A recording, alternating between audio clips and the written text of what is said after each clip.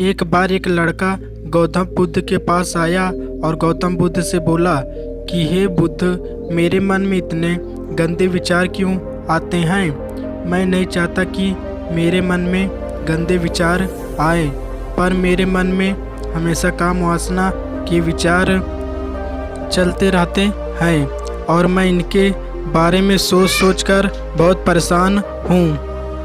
मेरी ऊर्जा और समय यह सब सोचने में ही नष्ट हो जाता है और मैं इन सब के विचारों की वजह से मैं कभी भी शांत नहीं रह पाता और मैं हमेशा ही स्त्रियों को देखकर मोहित हो जाता हूँ, अपने आप को रोक ही नहीं पाता। बुद्ध मुस्कुराए और उन्होंने उसे युवक से पूछा, क्या तुम्हें पता है यह काम वासना होती क्या है? फिर लड़के ने उत्तर दिया और कहा, बुद्ध, मैं यह तो नहीं जानता कि काम वासना होती क्या है, पर हाँ, ये जो भी है बहुत बुरी चीज़ है।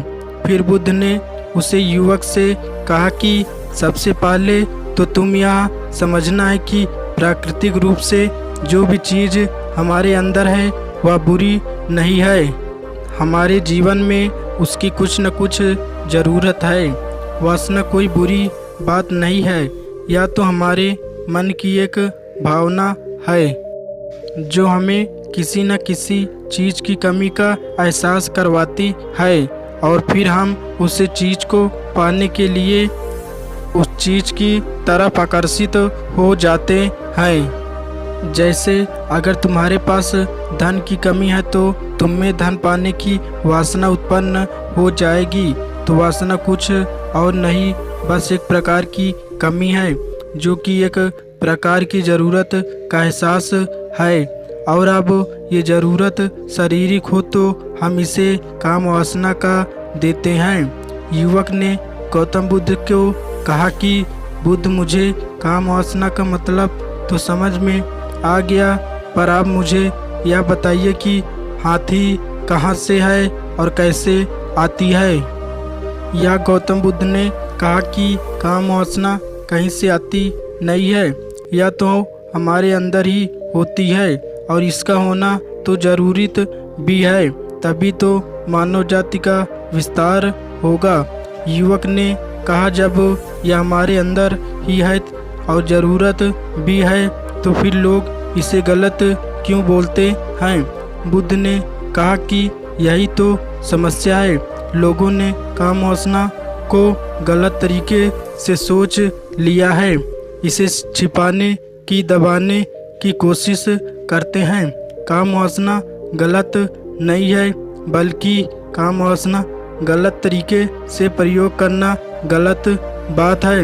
लोग जिससे प्रेम करते हैं बस उसी के लिए जीने लग जाते हैं, बस उसी के लिए जीने लग जाते हैं, उसे पाना ही अपना लक्ष्य बना लेते हैं और उसी के बारे में हमेशा सोचते रहते हैं, पर यह सब गलत है।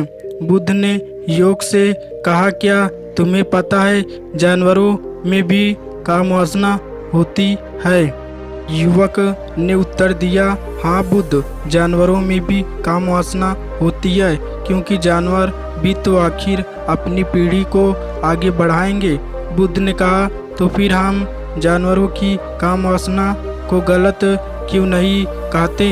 युवक ने कहा, मुझे नहीं पता महात्मा, आप ही मुझे बताइए। गौतम बुद्ध ने कहा कि जानवर अपनी काम वासना का प्रयोग आनंद प्राप्ति के लिए नहीं करते, वह तो सिर्फ संतान उत्पन्न करने के लिए काम वासना का प्रयोग करते हैं। जानवरों को प्राकृतिक ने इतनी समझ नहीं दी कि वह काम वासना को अपनी सुख का आधार बना सके, जबकि मनुष्य अपनी समझ के लिए बलबूते पर प्रकृति में पाई जाने वाली प्रत्येक वस्तु को अपने सुख के लिए अपने प्रयोग करता है। हम इंसानों ने ही काम वासना को अपने सुख का साधना बना लिया है, जबकि प्राकृतिक ने तो हमें अपने वंश को आगे बढ़ाने के लिए दिया था, लेकिन इंसानों ने इसे अपने जीवन का परम लक्ष्य बना रखा है और इस तरह के काम वासना का बेलगाम हो जाना गलत है।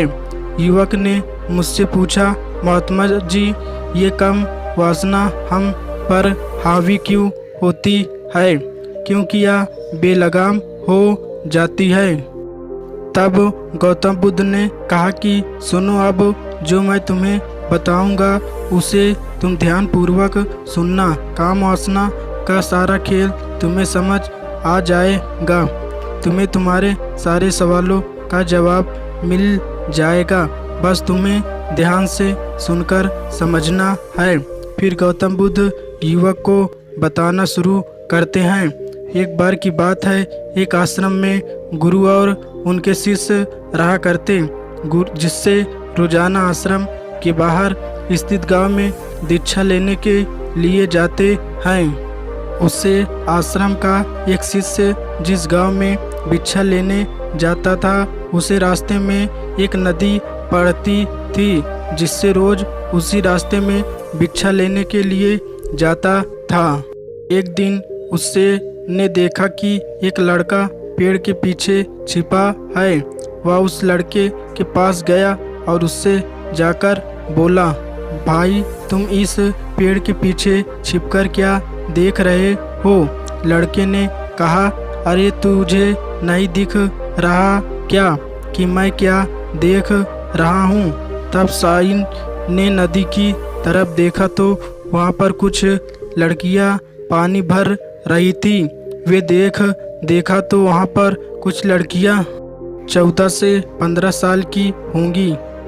तब से ने उसे लड़के से कहा, अरे भाई, वहाँ पर तो लड़कियाँ पानी भर रही हैं, इसमें छिपकर देखने वाली क्या बात है? तब वो लड़का शीशे की तरफ देखकर उससे कहता है, अरे पागल, तुम्हें दिखाई नहीं दे रहा क्या कि कैसे यह परियां नदी से पानी निकाल रही हैं?